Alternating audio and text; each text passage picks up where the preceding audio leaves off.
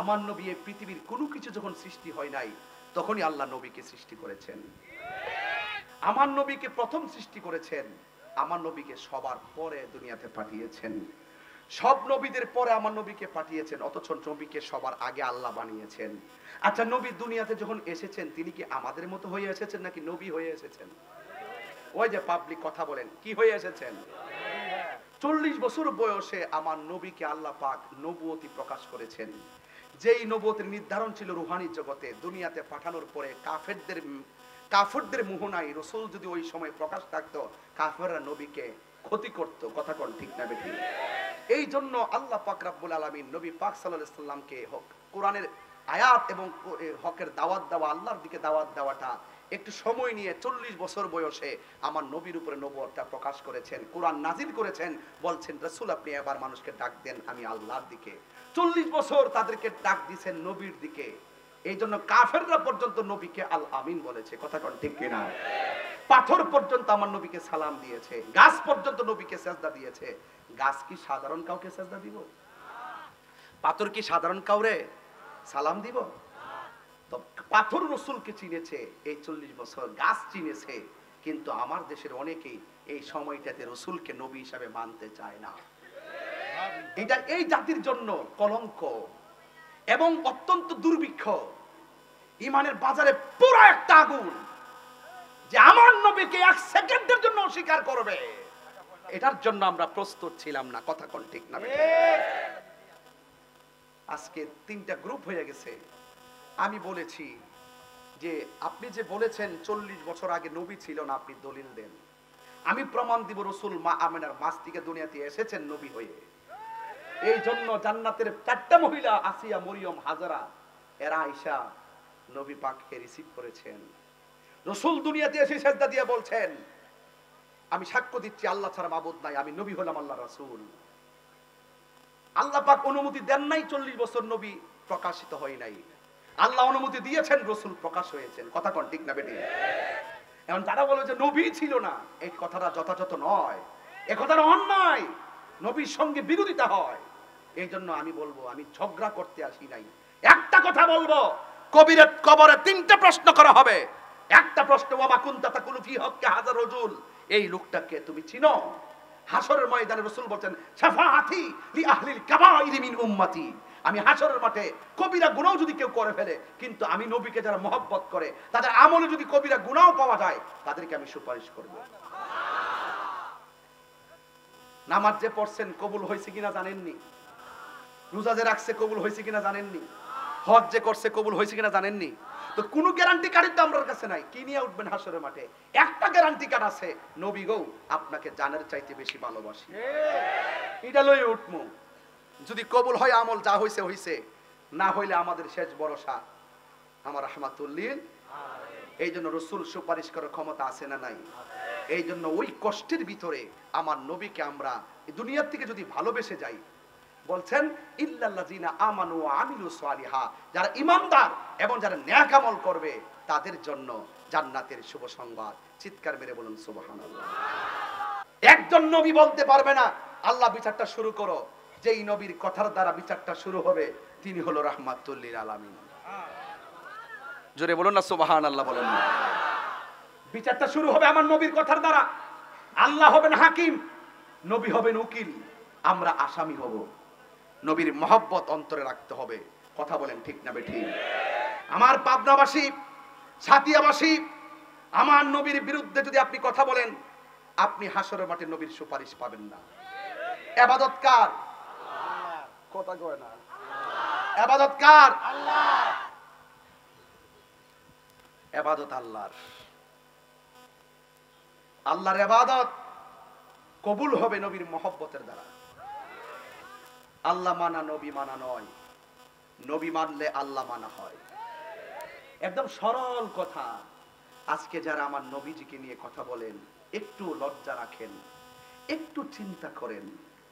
আল্লাহর কোরআন বলতেছে ওয়াত্তাকু ইয়াওমান লা তাজজি নাফসুন আন নাফসিন শাইআ, ওই কঠিন মুসিবতে হাসরের ময়দানে কেউ কাহার কোনো উপকারে আসবে না। আপনার কবর আপনার, আপনার হাসর আপনার, আপনার হিসাব আপনার, আপনার সুখের ভাগ কাউকে দিবেন না, আপনার কষ্টের ভাগ পৃথিবীর কেউ নিবে না। কথা কোন ঠিক কিনা? এই জন্য যার জারিয়া নফসি, আখিরাতের জন্য সামান কিছু তৈরি করেন। দুনিয়ায় সব করতে পারেন, কিন্তু দেখা যায় এই ক্ষেত বৈশা বাঁচতেছেন, সরিষা ক্ষেত বৈশা বাঁচতেছেন, আবার ওই মরিচের ক্ষেত বৈশা বাঁচতেছেন, কিন্তু মসজিদের ভিতরে গেলে চেয়ারে বৈশা নামাজ পড়েন। ক্ষেতের মধ্যে ঠিকই আপনি বৈশা বৈশা নাচতেছেন আর বাঁচতেছেন, কিন্তু ওই মসজিদের মধ্যে গেলে চেয়ারে বৈশা নামাজ পড়েন। একান্ত যদি প্রবলেম না থাকে, আপনি চেয়ারে বৈশা নামাজ পড়বেন কেন? প্রবলেম থাকলে আপনি দাঁড়ায় না পারলে বৈশা পড়বেন, বৈশা না পারলে শুয়া পড়বেন, শুয়া না পড়লে ইশারায় পড়বেন। আর একান্ত যদি সমস্যা হয় তাহলে মসজিদের কোনায় কোন রকম বসে নামাজটা পড়েন, অসুবিধা নাই। কিন্তু একটা কথা মনে রাখবেন, এই পাগুলা অসল হওয়ার আগে যখন সচল থাকে তখন থেকে বেশি বেশি ইবাদত করতে হবে। কথা বলেন ঠিক কিনা? কথা বল না কেন? আমাদের সময় কিভাবে চলে গেছে। মনে ধরুন আপনি 60 বছর হায়াত পাইছেন, 60 বছরের ভিতরে 12 বছর তো চলে গেছে শৈশব আর কৈশোরকাল। কথা কোন না ঠিক না বেটি? এরপরে চলে গেছে 12 ঘন্টার ভিতরে 8 ঘন্টা চলে গেছে ঘুমের ভিতরে, 24 ঘন্টার ভিতরে 8 ঘন্টা চলে গেছে ঘুমের ভিতরে। এরপর বিয়ে শাদী চাকরি বাকরি করে চলে গেছে 30 বছর, গড়ে যায় 15 বছর আল্লাহর জন্য আমরা সময় দেই না। আবার বেহেশতের টিকিট অতই সোজা, গাঞ্জা খায়া আর মদ খায়া।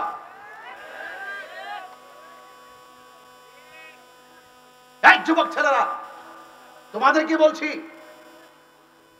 মা বাপের মনে কষ্ট দিয়া তাহিরি সামনে বসে ওয়াজ শুনবা, তোমার মতো শ্রোতা তাহিরি দরকার নাই।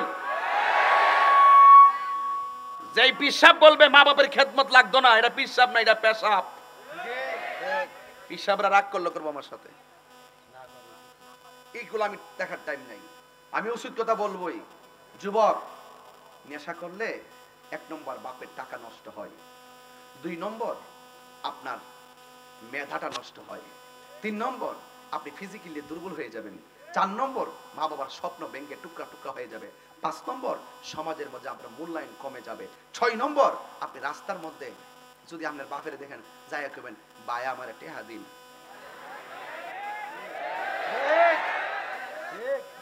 আর বউর কাছে যাইয়া কইবেন যে আম্মা টেহা দাও। তারা ওই যে এটা কি আসে না গেছে, এটা আসে না গেছে।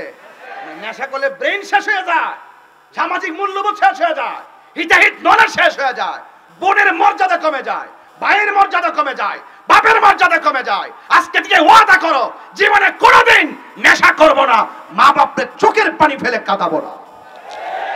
হাত তুলে বলেন, হাত তুলে বলেন রাজি আছেন সবাই আমার সাথে? হাত নামা, তাইলে কবরে গেলে কিছুটা বাঁচতে পারবেন। জবানটারে পবিত্র রাখেন। আর আজানটা দেওয়ার সময় আজানটা শুনলেই কিছু কিছু পোলাপান ক্যারাম বোর্ড খেলে। আরে আশ্চর্য, ক্যারাম বোর্ড খেলে আঙ্গুল দিয়া, যেই আঙ্গুল দিয়া আশহাদু আল্লা ইলাহা ইল্লাল্লাহ পরে মসজিদে বৈঠকের মধ্যে বসে, আর হে এই আঙ্গুল দিয়া কয় অ্যাঙ্গেলে মার। হ্যাঁ, নামাজের টাইমে ক্যারাম বোর্ডের গুড়িত মারবা অ্যাঙ্গেলে, কবরে ফালে মাইর খাইবা সিঙ্গেলে। এই সন্দুরি বানায় কই দিকে তো কাটিয়ে নিয়ে ছেড়ে দে, পরে বরাক বাস আমি খাই। তবে একটা কথা কোন, কবরে গেলে কি আপনার কষ্টের ভাগটা আরেকবার নিব? মাইরটা কি ডাবল না সিঙ্গেলে? নাকি তা কইব কবর থেকে ভাইরে আ থাক দে আমার বাসা, আমার কবর অবস্থা বেশি ভালো না, খবর নেওয়ার সুযোগ আছে? আরে যখন খবর নেওয়ার সুযোগ আছে, তাহলে এই কবরটাকে আসল ঘর না নকল ঘর? আজকে সব কথা কইয়া দিয়া যাবো, কারণ কথা না কইলে হইব না। আর চোখ লাল চোখ দিকে ডরাইলেও চলতো না। নেশা কি চলবে না বন্ধ? জোরে কোন বন্ধ।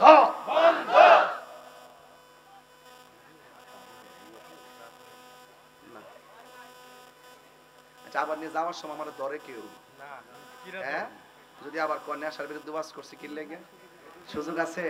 যে 3 জন জোয়ান চেয়ারম্যান বানাইছেন, এই চেয়ারম্যান যদি মনে করেন যে আজকে যদি এসে শুনতাম যে ওই আগামী 21 তারিখে নির্বাচন হইব, তাহলে আমি এসে আজকে ওয়ার্ক করলাম। ওই অনিয়ানে বসে শুনি যে চেয়ারম্যান হয়ে গেছে। মাশাআল্লাহ, তো আর চেয়ারম্যান পাইছি 3 জন, মার হাবা জোরে গন, যাক আলহামদুলিল্লাহ গন। তা আপনারা কি খুশি হয়েছেন কিনা? একদম পুরো প্যানেলটা আজকে আমরা এখানে থানা থেকে প্রচুর প্রশাসন আজকে এখানে কাজ করতেছে, মার হাবা জোরে গন। তো যাই হোক, এখন বলুন তো দেখি, কবরে যাওয়ার আগে কয়টা কন্ডিশন কইছিলাম? কালা কালা শার্ট তুই দাঁড়া, আরে ওয়াজ বললে চলতো না, ওয়াজ বাইক দিয়ে দিতি বল। ভালো আছো? আছি আলহামদুলিল্লাহ। তুমি বলো তো কয়টা কন্ডিশন? কিটা কিটা? দুইটা কোয়ালিটি যার মাঝে থাকবে সে কখনো ক্ষতিগ্রস্ত হবে না। দুইটা কোয়ালিটি কি? আপনি কি মালদ্বীপ ছিলেন না লন্ডন ছিলেন? একটা ঈমান আর একটা নেক আমল। এই সিনেমা বাড়িতে দিতে না, ওয়াজটা বাড়িতে দিতে না বাবা। তুমি বয়ে বসে মোবাইলটা দেখতেছো, আচ্ছা বসে বসো। চেহারা সুন্দর এমনি, ঠিক আছে, কিন্তু বাইরেরটার সাথে তো ভিতরটা ফিল করতে হইব। কথা কোন ঠিক না বেটে? তাহলে এখন জবানটা কইলা কোন? দুইটা কোয়ালিটি কি? এক নম্বরে, দুই নম্বরে নেক আমল। এই জবান যদি হেফাজত থাকে, এই জবানের ভিতরে আল্লাহ নিয়ামত দিবেন। কথা কোন ঠিক কি না? আর এই চোখের ব্যাটারিটা যদি ঠিক রাখেন, এই চোখ দিয়ে আমার নবীকে দেখার সুযোগ পাবেন। জোরে কোন সুবহানাল্লাহ। আর আল্লাহ যাকে বেশি দুনিয়াতে ভালোবাসবে তাকে বেশি পরীক্ষা দিবে। আমাদের দেশে প্যারালাইসিস রোগী আছে না? কথা কথা কয় না, আছে কি না? দেখলে মন্দ বলবেন না। আল্লাহ যাকে বেশি ভালোবাসে তাকে বেশি রোগ বিমার দেয়। হাদিস শরীফের মধ্যে গতকাল পড়লাম, যদি কোনো ব্যক্তির রোগ হয়, জ্বর জ্বর জ্বর হয় না, কেউ মুরব্বীরা মাঝে মাঝে জ্বর ওঠে না, কয় যদি কারো জ্বর উঠে, রাসূল বলেন এই জ্বরের কারণে আল্লাহ পাক তার সগীরা গুনাহ মাফ করে দেয়। আরেকটা বলতো, আরেকটা হইলো যদি কার ডায়রিয়া হয়ে মারা যায়, আল্লাহ তাকে শহীদের খাতায় নামটা লিখে দেয়। আরেকটা বলবো, যদি কেউ ডেলিভারি কেসে, অনেক মহিলার আসলে প্রেগন্যান্সি হওয়ার পরে ডেলিভারি কেসে বাচ্চা ওয়া কাঁদতেছে আর বাচ্চার মা দুনিয়া থেকে বিদায় হয়ে গেছে, রাসূল বলছেন ওই মুহূর্তে যদি কোনো মহিলা মারা যায়, তাহলে মহিলার মরণটাকে আল্লাহ পাক শহীদের খাতায় লিখে দেন। ছোট বাচ্চা মারা যায় কিনা পানিতে পড়া, যদি কেউ পানিতে পড়ে মারা যায়, আল্লাহ পাক তার মরণটাকে শহীদের খাতায় লিখে দেন। তো সুতরাং আপনি চলার পথে হিসাব করে চলবেন। সবসময় রাতের বেলা ওযু করে ঘুমাবেন, কারণ ওযু করে ঘুমায় গেলে সারা রাত নফল নামাজের সওয়াব পাবেন। আমি কি বোঝাতে পারতেছি? এই জন্য উযু করে যদি আপনি ডান কাতে শুইয়া যদি নবীর উপরে দুরূদ শরীফ পড়েন, আল্লাহ পাক রব্বুল আলামিনের এমন দয়া হতে পারে, স্বপ্ন যুগে নবীর দিদার নসিব হতে পারে। তাহলে আমরা নবীকে দেখতে চাই কি চাই না? এই জন্য আমি বলছি, ওই কবরে যারা শুয়ে আছেন তারা কেমন আছেন এটা আমরা জানি না। এই যে সুন্দর পৃথিবী, আজকে ছোট্ট একটা পর্দা লাগাইছে, দেখেন 1 2 3 4 দুটো পাশে 9টা 10টা বাঁশ লাগাইছে। এই ছোট্ট একটা পর্দা লাগাইয়া কয়টা বাঁশ দিয়ে ঠিকা দিছে, অথচ আমার আল্লাহ রাব্বুল আলামিন 7টা আসমান বানাইছে। প্রথম আসমানটা সাদা, দ্বিতীয় আসমানটা লোহা, তৃতীয় আসমানটা তামা, চতুর্থ আসমানটা স্বর্ণ, পঞ্চম আসমানটা ইয়াকুত আর মতি মণিমুক্তা। এগুলো দিয়ে আল্লাহ পাক ভারী ভাবে আসমানটা বানাইছে। একটা আসমান থেকে আরেকটা আসমানে যাইতে 500 বছরের রাস্তা। আল্লাহ যে এত বড় আসমানটা বানাইছে, একটা খুঁটির ব্যবহার করে নাই।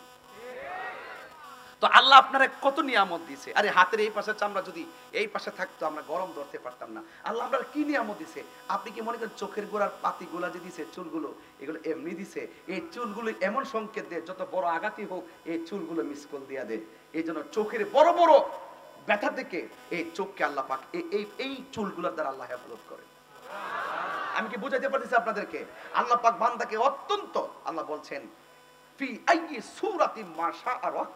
আমি যেমন করে চাইছি তেমন করে বান্দারা বানাইছি। এই জন্য কালো মানুষ দেখলে নিন্দা করবেন না, মোটা মানুষ দেখলে নিন্দা করবেন না, খাটু মানুষ দেখলে নিন্দা করবেন না, লম্বা মানুষ দেখলে নিন্দা করবেন না। আপনারা বলুন এই বান্দার অপরূপ সুন্দর চেহারার ডিজাইনার কে? এই যে আমার পাশে স্বপন ভাই, চেয়ারম্যান ভাই, এবং আমার উপজেলা চেয়ারম্যান ভাই এবং আমাদের সভাপতি সহ এই যে 4টা লোক বসছি, একটা লোকের চেহারার সাথে কি চেহারা মিলে? নাকের সাথে নাক মিলে?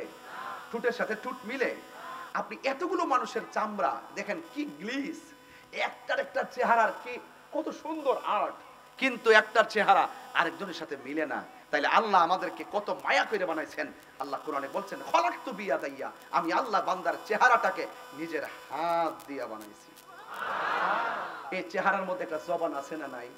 তো যিনি বানাইছেন জিকিরটা কার হবে? এইখানে একটা দুইটা কান আছে না নাই? যিনি বানাইছে জিকির শুনবেন কার? এখানে চোখ আছে না নাই? সৃষ্টি দেখে গবেষণা করবেন কাকে?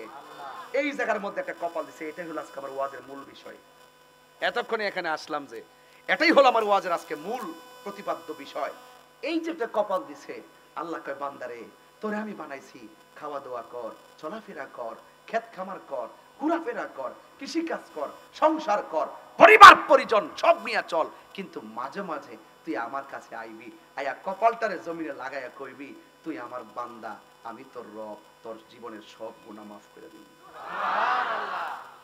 এই হাজিরা কি আমাদের আছে এখন? অনেক গ্যাপ যায় বাজান, এই গ্যাপটা দেওয়া যাবে। এই কপালটা এত দামি, হাসরের মাঠে নামাজের হিসাবটা না দিয়া একটা মানুষ 1 ইঞ্চি সামনে যাইতে পারে। দাঁড়া, দাঁড়াও, কোথায় যাও? জান্নাতে। নামাজের হিসাব দাও। কাল নামাজ তো আমি পড়ছি। আল্লাহকে পড়ছো ঠিকই, মানুষ তোমার মুসল্লি কইব এই জন্য পড়ছো, আমার সন্তুষ্টির জন্য পড়ো নাই। কিছু লোক কেমন আছে কিনা? আছে। নামাজ না পড়লে মানুষে মন্দ কইবে এই জন্য দেখাইবার জন্য পড়ে, আছে কিনা বলেন? এই দাঁড়াও, আল্লাহ আমি তো হাজী। কই তুমি হাজী, আমার সন্তুষ্টির জন্য হজ করো নাই।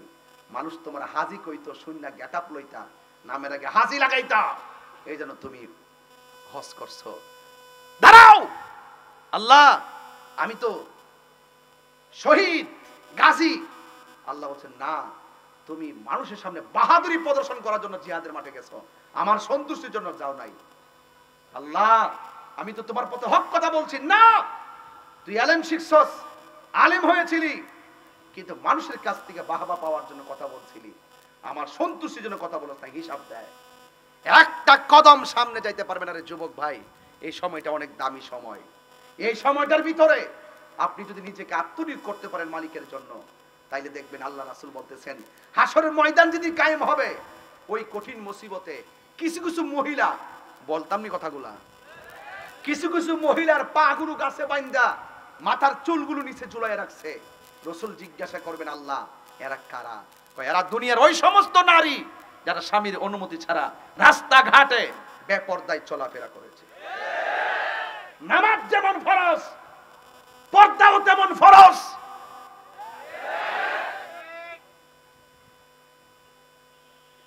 কিছু কিছু মহিলাদের মাথার চুলগুলো গাছের মধ্যে বাইন্দা পাগুলো নিচে ঝুলাই রাখছে। জিজ্ঞেস করছে আল্লাহ তারা কারা? কয় তারা বেপরদায় চলাফেরা করত।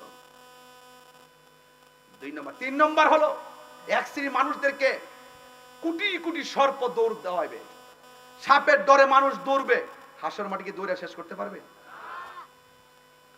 এক পর্যায়ে মানুষ ক্লান্ত হয়ে যাবে, সাপগুলো ফোনা তুল্লা দাঁড়ায় যায়, এইভাবে দাঁড়াবে। সাপ কি আশীর্বাদ না অভিশাপ? আনন্দের ব্যাপার না ভয়ের ব্যাপার? কোটি কোটি সাপ এমনি দাঁড়ায় যাইব। তখন বান্দা জিজ্ঞাসা করব তুমি দাঁড়াইলা কেন?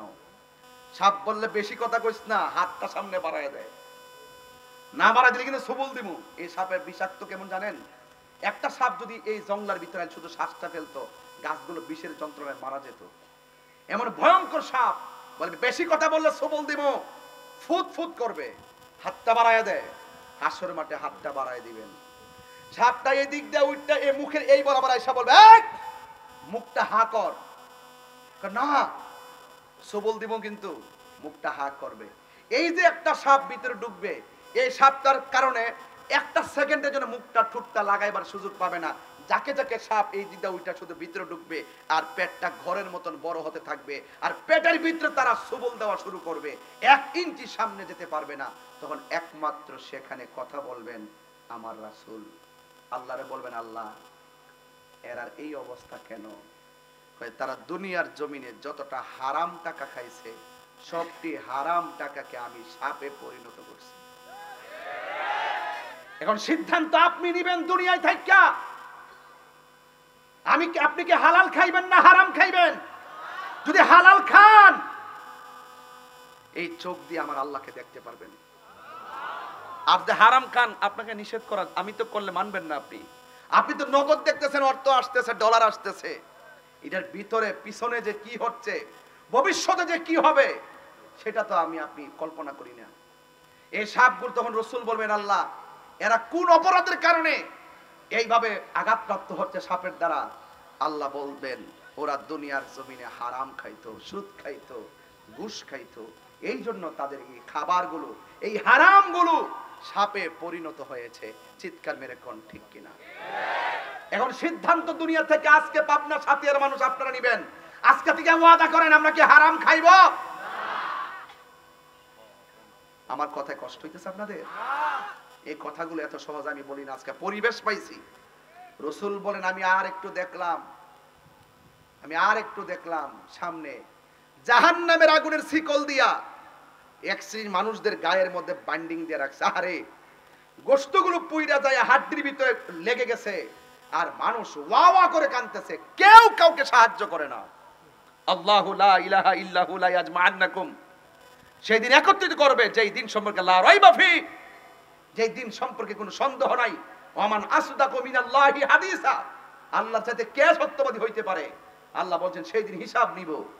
বলবেন রে আয়, জাহান্নামের শিকল লাগায় দিবে। আল্লাহর হাবিব বলবেন আল্লাহ এরা কারা? এরা দুনিয়ার ওই সমস্ত সন্তান যারা দুনিয়া থেকে মা বাবার মনে কষ্ট দিছে। আজকে আপনি কি মনে করেন না এই মুরব্বী বেটাটা সংসারে কষ্টে আছে? ইজ্জতের ডরে কিছু কয় না। যেই শখ কইরা পুলাটারে মানুষ বানাইছিল, এই পুলাটা মানুষের মতো মানুষ হইয়া লেখাপড়া কইরা বৃদ্ধকালে আমাকে সম্মান করব, কিন্তু ইতিহাস ভিন্ন। সন্তানকে লালন পালন করে সুন্দর করে শিক্ষা অর্জন করাই দিছে, কিন্তু শেষ পর্যন্ত এই সন্তান বাবার খবর নেয় না। আছে না নাই বলেন? এই জন্য যুবক ভাইরা আমার, ওয়াজ শুনলে চলবে না, ওয়াজ বাড়িতে নিতে হবে। রাসূল বলছেন ইদার রাব্বি ফি রিদাল ওয়ালিদাইন ওয়া সাকাতুর রাব্বি ফি সাকাতিল ওয়ালিদাইন, পিতামাতার সন্তুষ্টিতে আল্লাহর সন্তুষ্টি, পিতামাতার অসন্তুষ্টিতে আল্লাহর অসন্তুষ্টি। এই জন্য আমি বলছিলাম যে মা বাবার মনে কষ্ট দিয়া তাহিরির কাছে মুরিদ হইয়া আব্বা আব্বা করবা, তোমার মতন মুরিদ তাহিরির দরকার নাই। ফিরির বাড়িতে গরু লয়ে গেছে বাগা মা বাপরে কষ্ট দিয়া, আর ফিরি কইবো যে মাশাআল্লাহ আনছে, দাও বাবা দাও দাও দাও, হ্যাঁ দাও বাবা, কাজ হবে না। সাবধান বলে দিলাম, মা বাবা রাজি থাকলে আল্লাহ রাজি থাকে। কথা বলেন ঠিক না বেঠিক? এই পৃথিবীতে দুইটা মানুষ, চেয়ারম্যান সাহেব আমার সামনে বসা আছে, আমার ভাই, পুরো নামটা পড়ছি শুনেন, জনাব মোহাম্মদ সুহেল রানা খোকন ভাই এবং স্বপন ভাই, আমার ভাই জরিফ আহমদ মাস্টার ভাই, যারা এখানে আসছেন ওনারা জিজ্ঞাসা করেন, এই চেয়ারম্যান ভাইরা আপনারা চেয়ারম্যান হয়েছেন, কিসের জোরে চেয়ারম্যান হয়েছেন? আমার কানে মুখটা লাগাই দেবে, তাহিরি ভাই টাকা পয়সা খাল্লি পারলি, কিন্তু আমি আমার মা বাবার দোয়াই চেয়ারম্যান হয়েছি। সত্য কিনা বলেন? এই তাহিরিকে যদি প্রশ্ন করেন, দিন নাই রাত নাই, গড় সিজন নাই, জ্বর নাই, পাতলা নাই, এত শত্রু, এত কিছু, এত ফেসবুক উড়াই লাইতেছে, সব মিল লাগেছে, শায়েখ পূজারিতে আগুন লাগিয়ে গেছে, এরপরে আপনি চলতেছেন কিভাবে? আমি বলবো আমার মায়ের দোয়া চলতেছে।